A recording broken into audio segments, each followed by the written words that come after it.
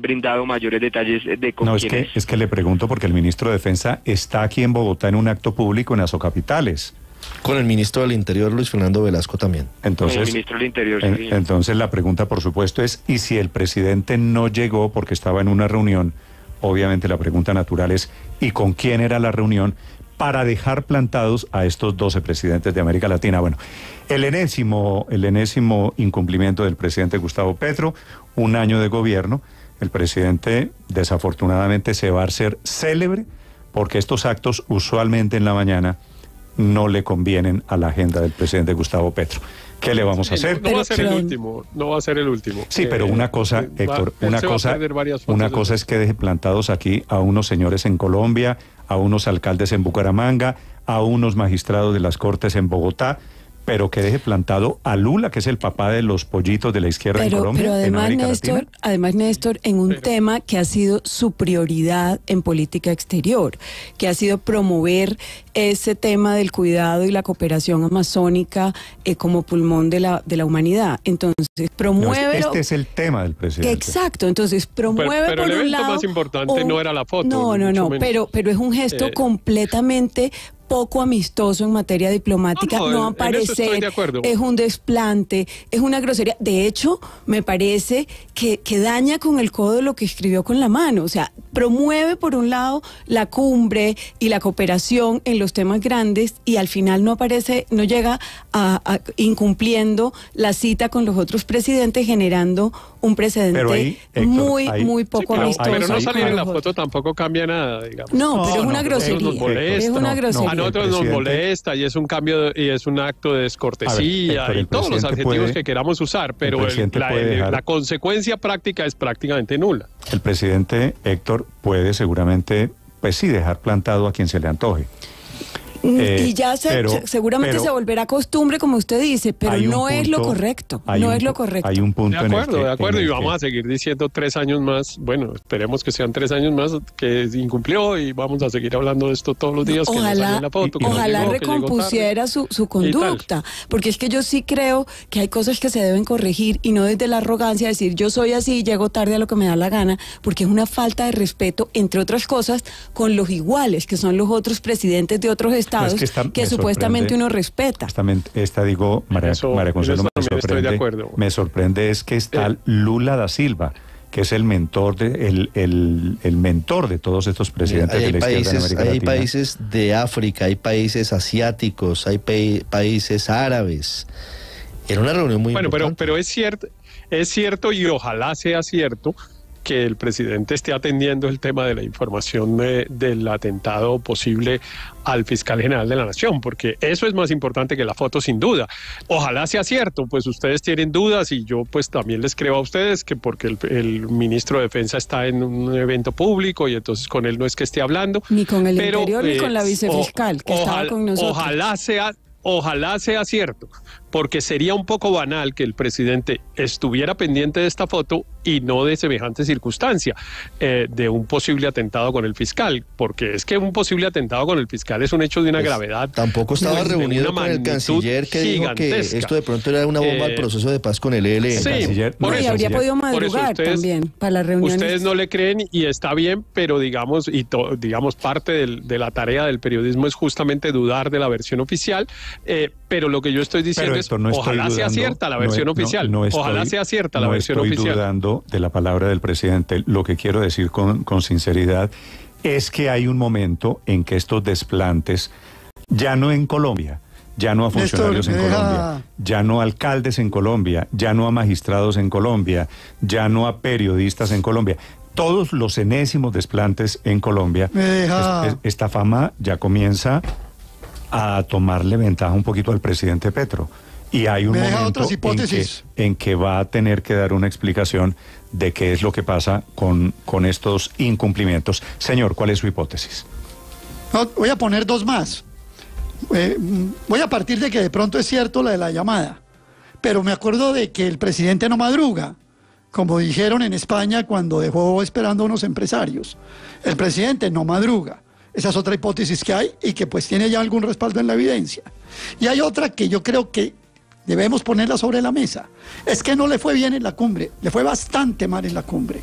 No solo por el tema de la explotación de hidrocarburos, también le fue mal porque la famosa OTAN que propuso con tribunal internacional incluido, no le funcionó. La OTAN para la Amazonia. Se la rechazaron toda. Propuso una corte para delitos ambientales, una corte internacional una OTAN para el Amazonas. Y todo eso se lo rechazaron. Es más, cuando usted oye el informe sobre la cumbre de la BBC o lo lee, encuentra que lo que se decidió es que cada cual seguirá luchando con su propia soberanía, con sus propias metas. Es que Petro ya venía empujadito. Petro venía empujado por los 2 helicópteros que los gringos le habían dado de Afganistán para vigilar la Amazonia, e iba a constituir una fuerza militar multinacional, y eso le quedó parado en seco. Entonces puede es que yo me estaba preguntando eso esta mañana, Néstor. ¿Por qué no madruga? No, un poco a la manera de los niños, si será que se puso bravo porque ninguna de sus propuestas fue incluida en la declaración final, y como él tiene ese gusto tan marcado por figurar como profeta y como gran autoridad en estos temas, pues lo que dice Aurelio es verdad. Él llegó allá con unas tesis, ninguna de esas tesis terminó incluida en la declaración final.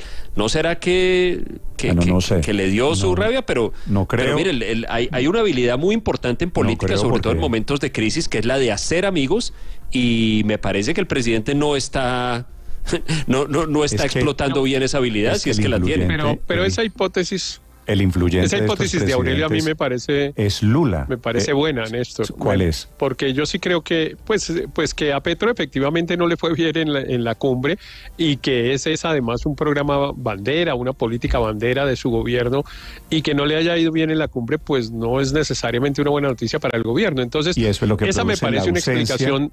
Esa me parece una explicación razonable de por qué no está ahí. Ahora, eso demuestra un problema grave, Néstor, que hay en el gobierno del presidente Petro, y es la incomunicación con todos sus ministros, pero en este caso en particular con el canciller, porque, bueno, y María Consuelo lo sabe mucho mejor que cualquiera de nosotros, la verdad es que a estas cumbres se llega con el texto negociado. Es muy poquito lo que se negocia en la cumbre, es más un acto simbólico en el que lo que hace es mostrarse el acuerdo al que han llegado las delegaciones diplomáticas previamente, que duran semanas y a veces meses y a veces años negociando palabra por palabra de los comunicados que se suscriben. Y ese es el problema de la desconexión entre el discurso del presidente y la mecánica diplomática. ¿Usted cree que la idea del presidente Petro de una Corte Penal Internacional para Delitos Ambientales o una OTAN amazónica la discutieron antes, la negociaron antes? No, es que eso se le ocurrió al presidente en la marcha, sobre la marcha, pero entre otras cosas porque es completamente tautológica y repetitiva con el Acuerdo de Escazú. O sea, recordemos que precisamente lo que establece el Acuerdo de Escazú es la salvaguarda de los temas ambientales, y específicamente de los líderes ambientales y de los delitos contra las áreas de reserva. Entonces, también sería como un poco reiterativa esa instancia. Adicionalmente, yo lo que sí creo es que los protocolos diplomáticos tienen una ritualidad, sí, que aparentemente es banal, que aparentemente es secundaria, pero que cumple con esa costumbre que se hace en diplomacia de guardar las fechas, de guardar las fotos, de firmar documentos, que se ha hecho además desde la Convención de Viena. Entonces, pensar que uno va a cambiar las cosas sencillamente por no aparecer, pues sinceramente sí creo que es una No, pero esas grosería. cumbres tienden a tener mucho de pompa, mucho de foto y poco de sustancia. Eso es muy común. Es posible que, como dice Aurelio, yo creo que es por ahí, la inasistencia del presidente Petro es un poco de rechazo a una comunicación final que no dice nada. Y es posible que le esté pasando lo que ha pasado siempre con Brasil en América Latina, que tiene una diplomacia muy soberbia y quiere imponerse siempre. Brasil tiene la concepción de que es el único país importante diplomáticamente en el mundo. Cuando yo estuve en Naciones Unidas teníamos una relación muy compleja con los brasileños porque eran a imponer todo, no les gustaba nada que no les diera prelación, y en el tema de la Amazonía ni hablar. Muy seguramente Lula resiente las incursiones de Petro en el tema. Los brasileños consideran que la Amazonía es de ellos y que lo demás, Perú y Colombia tienen eso un pedacito. Entonces debe tener mucho que ver con eso, porque Lula obviamente Esa era su cumbre y no quería aceptar nada más. Bueno, es posible, Néstor, que algo de esto haya pasado. 9:16 a.m. Pero no me deseche la otra tesis. ¿Cuál es la otra? Yo le agradezco a Héctor y a Álvaro. Pero su tesis, la primera tuvo éxito. ¿Cuál me deseche? Al contrario, la de que no madruga. La de que no madruga y punto. La de que no madruga. Esa tampoco me la saquen de la mesa. Esa sigue jugando yo. Que es muy grave. No madruga. Esa es la mía. Esa es la que todo el mundo conoce, Aurelio.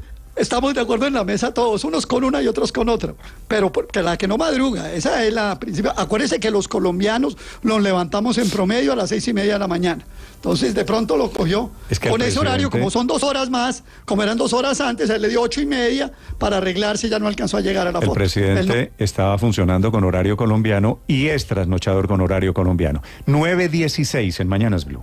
Estás escuchando Blue Radio.